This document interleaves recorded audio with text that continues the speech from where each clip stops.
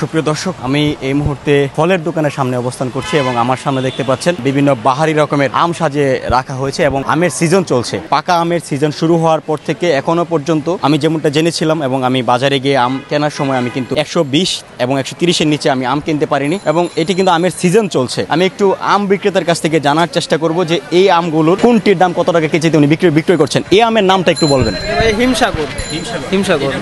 এটা কেজি 250 টাকা। এই যে এই আমের নাম এটা হচ্ছে ল্যাংরাম, এটা কেজি 200। এটা হিমসাগর, এটা কেজি 200 টাকা। জি, এটা রূপালি, এটা হচ্ছে আপনার 150 টাকা কেজি। দর্শক, আমার ধারণা একেবারে ভুল। আমি 120-30-এর কথা বলছিলাম, সেটি হয়তো আমি এক সপ্তাহ কিংবা 10 দিন আগে কিনেছিলাম। এই মুহূর্তে আম কিন্তু এই আমটি বিক্রয় করছেন উনি প্রত্যেক কেজিতে 250 টাকাতে এবং এটা বিক্রি করছে 200 টাকা এবং এটাও সম্ভবত 200 টাকা এবং এই আমটি একমাত্র 150 টাকা কেজিতে বিক্রয় হচ্ছে।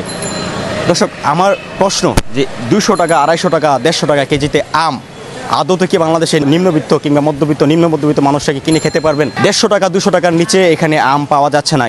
এটি হচ্ছে আমের সিজনে কিন্তু আমরা আম 150 টাকা কিংবা 200 টাকার নিচে আম কিনে খেতে পারছি না। মানুষের সবচেয়ে প্রিয় ফল, আমার মনে হয় না একজন মানুষ এই ফলটি অপছন্দ করেন।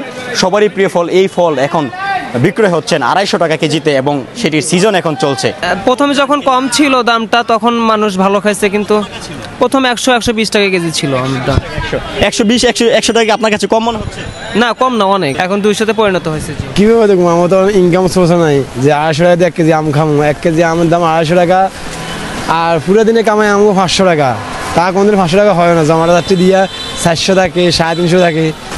এখন তো অর্থনৈতিক অনেক খারাপ আর সামনে ভবিষ্যতে ডাল ভাত খাইয়ে বাঁচতে পারি কিনা তা আল্লাহর উপর আল্লাহ জানে। না, আম কিনা সম্ভব না। এই পর্যন্ত আমের সিজন আসলে এবার না, কিনতে পারিনি। বাজার মুজার খারাপ, বাজার 700-800 টাকা মাত্রিক গোয়া রক ফাইরা জায়গা, গাড়ির জমা 350 টাকা। বাজার আমরা 5 জন মানুষ না হইলেও 400-500 টাকা বাজার লাগি টোটাল। আম তো গত বছর 40-50 টাকা খাইছি, এই বছর উনি 150 টাকা কেজি, 200 টাকা কেজি, 120 টাকা কেজি নর্মাল।